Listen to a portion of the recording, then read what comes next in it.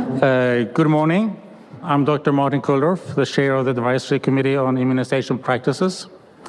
Today is June 25, 2025, and I'm pleased to call today's ACIP meeting to order.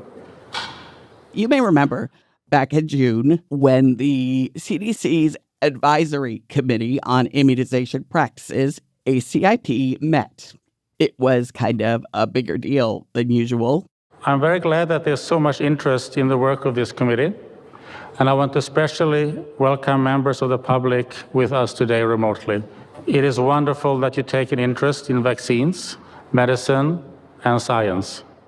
This meeting, during which the board makes recommendations about things like what influenza strains should go in the fall flu shots and, who should be first in line for COVID boosters, it comes and goes every year without many people paying attention. ACIP recommendations have an impact on the health and lives of Americans from infancy to old age. Our recommendations cover the lives of over 70 million mostly healthy children. But in the weeks leading up to this year's meeting, Health and Human Services Secretary Robert Kennedy had fired the entire board of vetted and respected vaccine experts and replaced them with people, many of whom were on the record vaccine skeptics, like Kennedy himself. So more people than usual were paying attention this year. I expected controversy, but what I didn't expect was to be jolted to attention by a brief presentation that was tucked into the agenda just after lunch on the first day and before any of the vaccine debates I actually tuned in for. Yeah, so I'll be very brief. My name is Chris Braden. I'm the Principal Deputy Director for the National Center for Emerging and Zoonotic Infectious Diseases. There are over 800 pathogens that we're responsible for, some of which you know well and some of which are very exotic. One of those pathogens has emerged as a looming threat to the U.S. southern border. It's called New World screwworm, which is making its way up from Central America into Mexico right now. It is mainly an animal disease. Investigation is led by USDA, but there is a human component where New World screwworm can cause a very nasty myiasis. Okay, that doesn't sound good. That is basically an infestation of the maggots in skin and so forth, and they eat the live tissue. So even worse than I imagined. It is a threat right now to mostly animal agriculture, some human component in the United States as it makes its way up from Central America and Mexico. I'll stop there. And we'll start there, because as it makes its way through Mexico, it's got a bullseye on Texas. And Commissioner of Agriculture Sid Miller says it's moving fast. It's moved up within 350 miles of Texas. That's 100 miles a month. At that rate, if it keeps at that pace, it'll be here by November 15th. New World screwworm, its Latin name, Cochleomia omnivorax, means maneater. And the thing is, New World screwworm was eradicated from the U.S. and Mexico decades ago. But like with measles, the eradication doesn't seem to mean what it used to. So it's headed this way, posing a threat to warm-blooded creatures of all kinds. That includes livestock, wildlife, pets, and people. What do we need to know? Well, let's dig in. From Texas Public Radio, this is Petrie Dish. I'm Bonnie Petrie.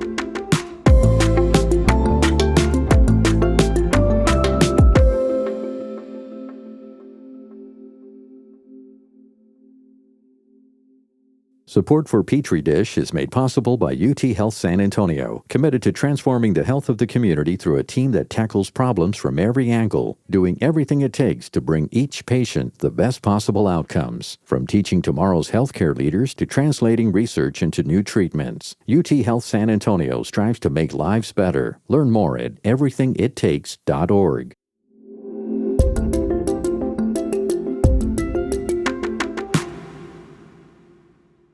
The Texas Farm Bureau posted a video in June on all of its social media channels, warning ranchers about New World screwworm. They call it a screwworm because of the way it looks and its movement when it's on the animal. Like I said, it's eating you alive. It's like a piranha. It's going to come at you and it's attacking you with all its teeth. That's what these worms are doing. So imagine having these 300 worms like on you and they're just eating you small bits at a time. Honestly, I'd rather not.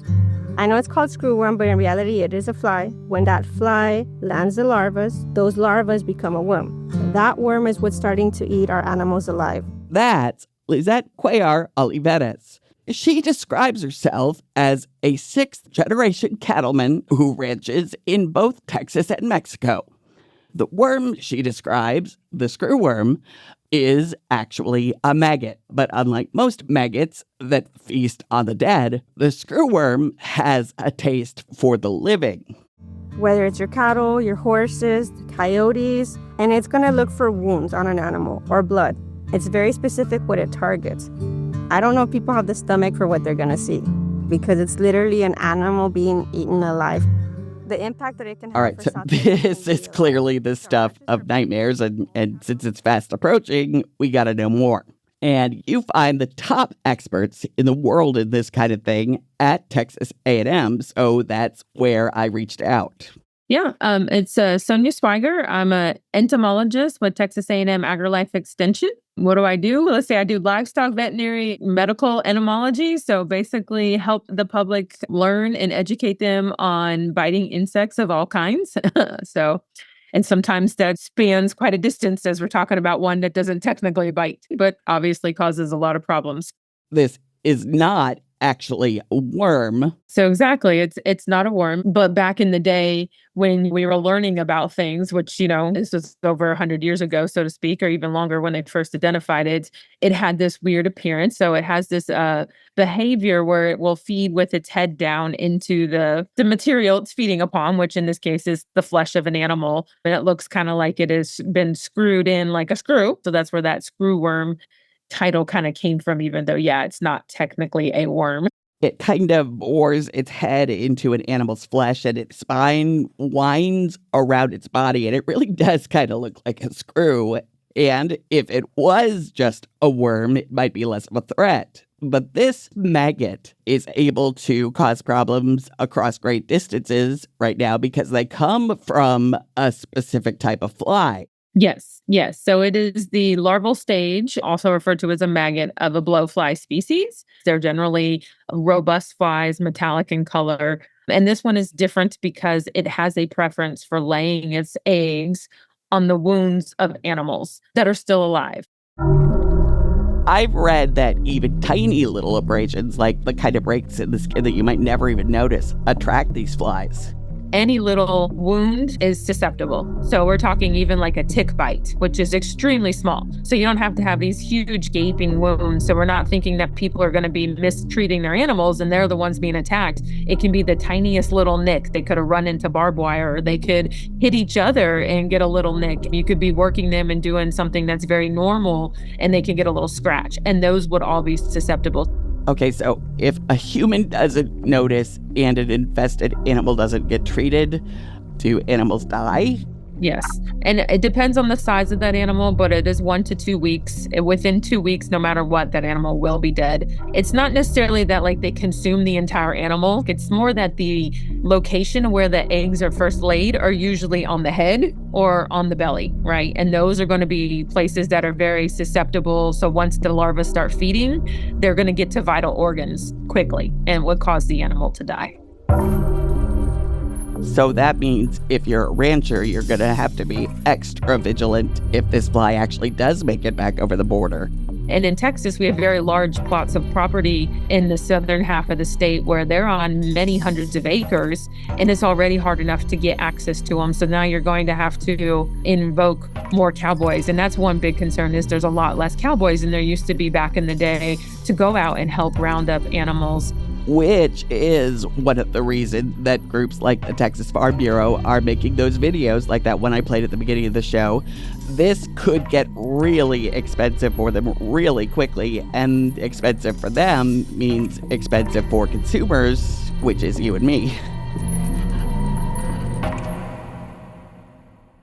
So let's talk a little bit about why we're even dealing with this, right? A New World screwworm has been eradicated in the U.S. for decades. But before that, Texas was home for these bothersome blowflies. Yeah. So I think that they were technically here before it was colonized. And obviously, when we started to bring livestock in, that gave them a new host because, most cattle weren't native to the America. Those were brought here. So they did open up that and provided a new host for them. And they were all in the Southwest. So the map shows them completely from Mississippi River west all the way to California.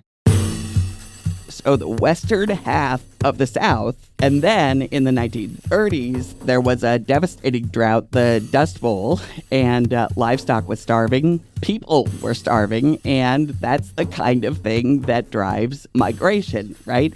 Many Americans became climate refugees to other parts of the country back then, and many ranchers moved their starving cattle to the Southeast. And when they moved those cows there, because obviously there's much more grass and a lot more rain in that side, then they saw the exposure of the screwworms in that area. So they did bring the screwworms with them. So then we had all the southern states completely encased with them.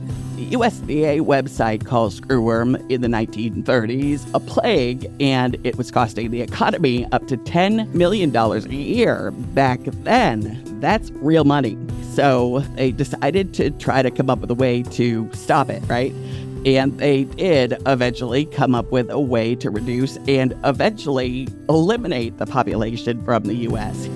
Here's what they did. They took a radioactive isotope of element number 27 on the periodic table, cobalt, and they sterilized these blowflies. They use a process in which they basically have to mass rear the flies.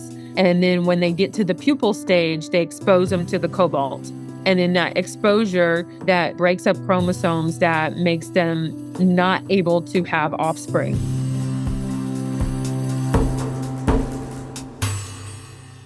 All right, Sonja, when you say mass rear, you mean they breed a bunch of these blowflies in captivity, they sterilize them, and then they release them so they can, go out in the world and try to mate and make babies, even though they can't.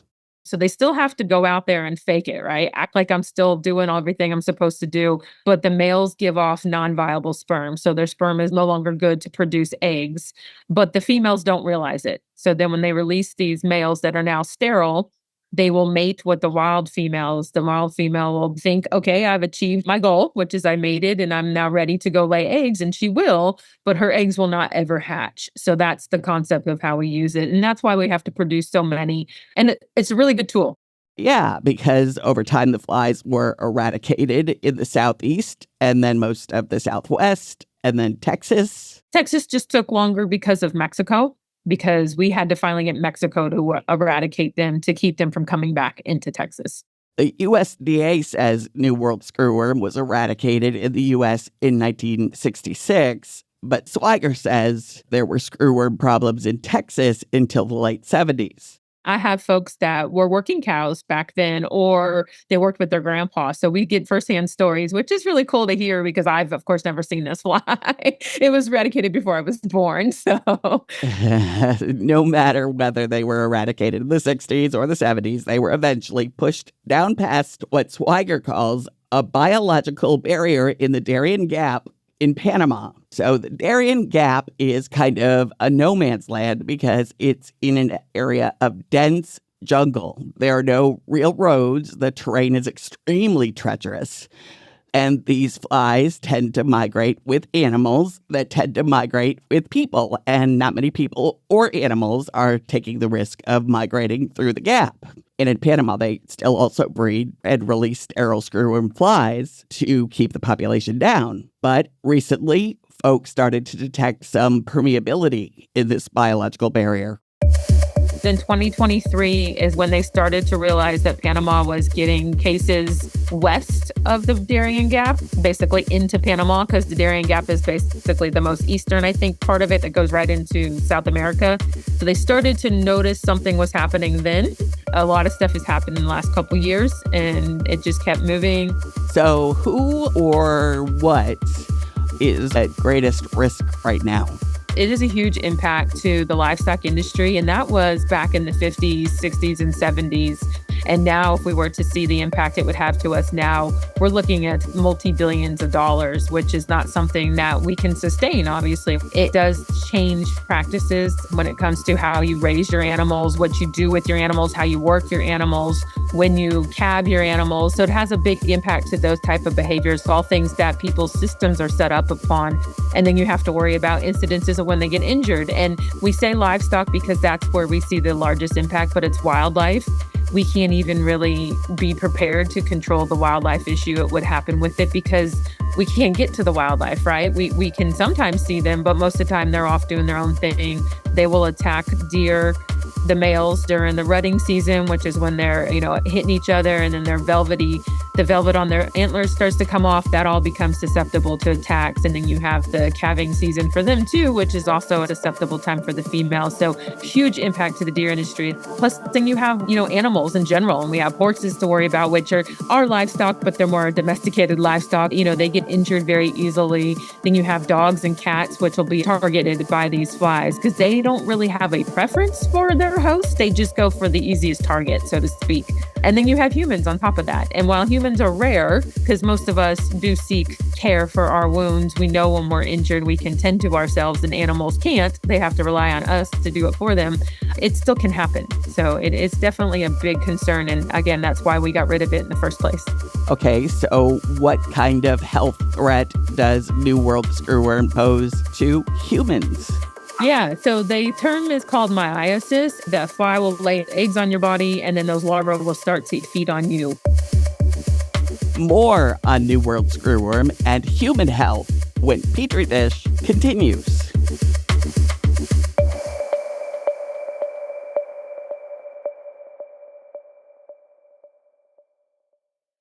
Support for TPR comes from the University of Texas at San Antonio's Brain Health Consortium, a pioneering research hub advancing neuroscience, neuroengineering, precision medicine, and more. Learn more at utsa.edu/BHC. Independent journalism needs protection, now more than ever. Leaving a gift to TPR in your will helps ensure thoughtful, fact-based news has a future in Texas. Learn more at tpr.org/legacy.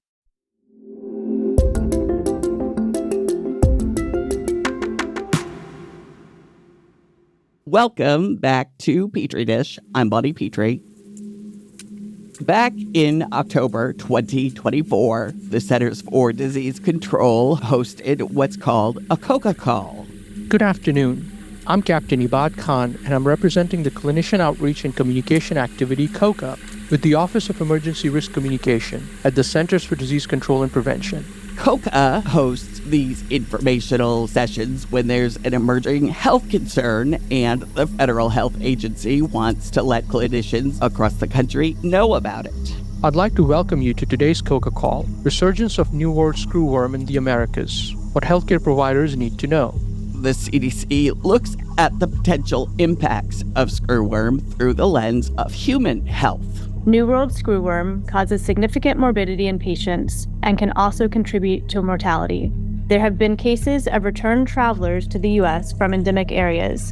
A medical officer in the Division of Parasitic Diseases and Malaria, Dr. Rebecca Chansey, went on to detail 3 cases in Americans who had traveled abroad and come home with screwworm. One was a 26-year-old woman who had spent a week at a resort in the Dominican Republic. The windows in her room had screens, so a fly didn't sneak in that way, but she did fall asleep one night on the beach after drinking alcohol, and the next day noted some ear discomfort and sensation of movement inside of her ear. She removed a fly from her ear, and then pain and bloody discharge from the ear started 1 day later. When she returned to the U.S., she was treated for a nasty infestation in her ear. They had to dig the maggots out, debride skin from inside her ear, and cleanse that whole area. Her eardrum was perforated, and that was repaired with a skin graft. She was put on a course of antibiotics. Not fun, but the alternative is significantly worse. Death may occur due to secondary infections or as a result of extensive tissue destruction. Right. So let's get back to Sonja Swiger at Texas A&M, an expert on New World screwworm. Sonja, tell me what can happen to humans who are infected with this particular blowfly larva. Yeah, so the term is called meiosis, and the meiosis isn't exclusive for this fly, but what it means is it's the infestation of a living person with fly larvae. It's just like what we're talking about with animals. That fly will lay eggs on your body, and then those larvae will start to feed on you. Yikes. Okay. So I listened to that Coca call back in October where they talked about travel-related cases in the U.S. Yes. And a lot of those have been more like in the nose or around the mouth because those are easy exposure. So if you get a wound in your nose and you fall asleep in a place where they're located, they'll just go in there and lay the eggs and you won't even know they did it. So yeah, it's it is extremely unpleasant. I am not signing up for this one for sure. So Oh, no, because death is a possibility. yeah, and they'll just start feeding on the body. And if you don't seek proper care, it could lead your body to shut down. Again, it's not saying that that larva is going to like literally eat you to death.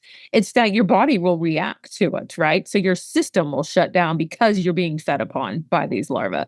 So we know that people who work and live around animals would be at higher risk because, like with bird flu, they're the ones who are in close proximity to the threat. But they are not the only ones at risk.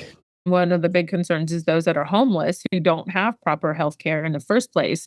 So we don't want to see it come back and be a problem for them. And we don't want it to be a problem for our animals. And dogs could be dog related. So people need to realize this isn't just a problem for those that live on farms. It's a problem for everybody. And we wouldn't be talking about it if it wasn't something that we felt was really concerning. Right.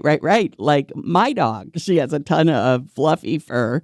She looks like a Pomeranian. She isn't, but she looks like one.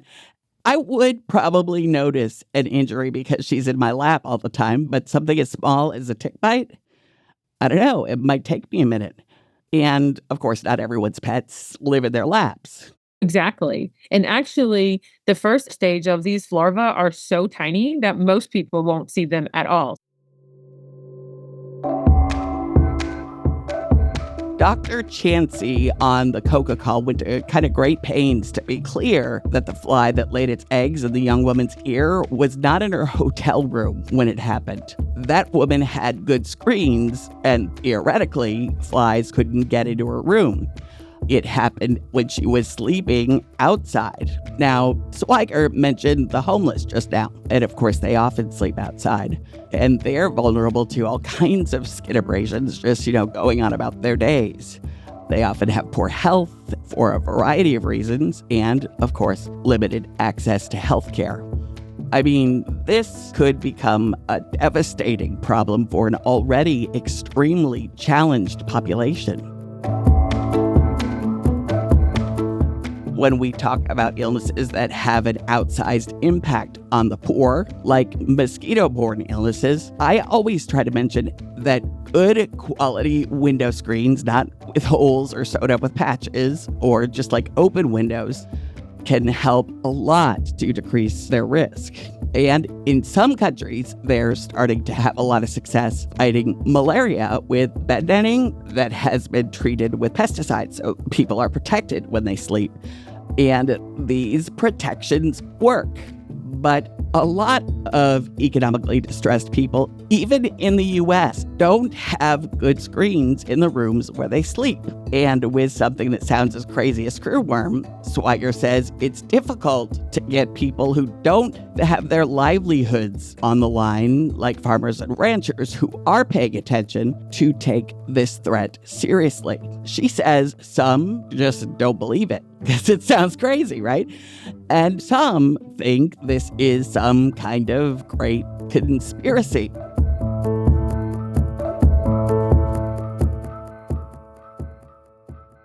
I do a lot of vector education as well on mosquito-borne diseases.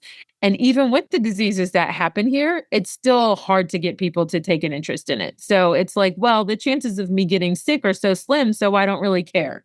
But I also think we never dealt with it, right? So people, my generation and younger, of course, and even maybe the generation above me, they never saw it firsthand. So they don't understand the complications of it. And they feel like maybe people have been lying to them. I feel like sometimes that's how people feel about some of this stuff. It's like, oh, well, I didn't see it, so it didn't really happen. But sometimes we want to not think that way. We want to be more open-minded that there had to be a reason why we got rid of it in the first place, and it had to be pretty severe.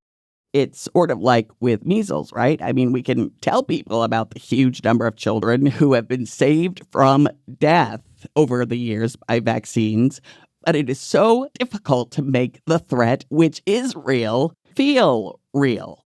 Yeah, I think some of the conspiracy part of it is just more that they've never seen this fly, they don't understand this fly, and they just feel like people are trying to scare them. And that's, I think that a lot of that's been popping up since COVID, unfortunately. It's just, the way the world is right now. So what do? The best course is to shore up our barriers against the blowfly that creates screwworms, so it stops where it is and starts to recede back to Panama from whence it came. Panama already releases millions of sterile blowflies every week, but it is no longer enough. So the U.S. is investing $21 million to renovate a fruit fly production facility in Mexico to produce up to 100 million additional sterile screwworm flies every week. And that still may not be enough, so another sterile fly factory will be built by the end of the year in Texas, on the border near Edinburgh at Moore Air Base. Sonja Swiger's role in all of this is to keep trying to educate folks as the danger grows more clear and more present. I mean, the one thing is to know that this is a real fly. It does exist, and we want people to get educated on it. So I'm not out here trying to scare people, but it is getting closer, which is scary. I want people to know that is a concern. We're all concerned about it, and you don't usually see this much unity amongst different agencies unless it's something really important. We have weekly conversations with folks because we want people to know what's going on. Take the time to realize that this is a problem. And yes, it will be a problem for folks who live in an area with animals, more so than those that are probably in a more urban setting. But that doesn't mean it's not possible. Right. And that's important to remember. Thank you so much, Sonja, for all this great information and for your time. Dr. Sonja Swiger is a professor in the Texas A&M University Department of Entomology, and I know everyone wants more information on the screwworm, and you can get that at the Texas A&M AgriLife Extension website, and also a group of livestock, wildlife, equine, horses, and landowner groups have formed a coalition called aptly the Screwworm Coalition of Texas, and it has a really informative website with a ton of valuable information at screwwormtx.org. And at that website, you can figure out how to quickly identify the screwworm, how to report suspicious flies, and learn more about this both as an economic issue and as a health issue. Because, as we like to say on this show, information is comforting, even if it's about a scary thing, because then you can make plans to protect yourself and those you love, even your fluffy white dogs. Which reminds me of a veterinarian named T.R. Lansford, who is on the Texas Animal Health Commission, recently sat on a panel at the Texas A&M Beef Cattle Short Course. I'm not sure what that is. It's important to beef cattle people. But he did say something that struck me. Quote, "We are not in crisis mode. We are in awareness and preparedness mode. So let's be aware and prepare."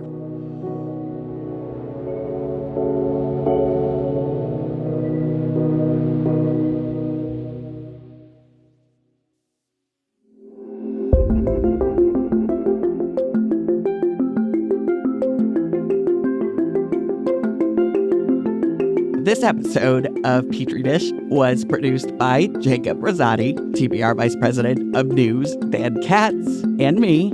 I wrote the show. Jacob composed all the music, created the sound design, and edited the script. Yvette Benavides edited the story on TBR.org. Petrie Dish is a production of Texas Public Radio. I'm Bonnie Petrie. Talk to you soon.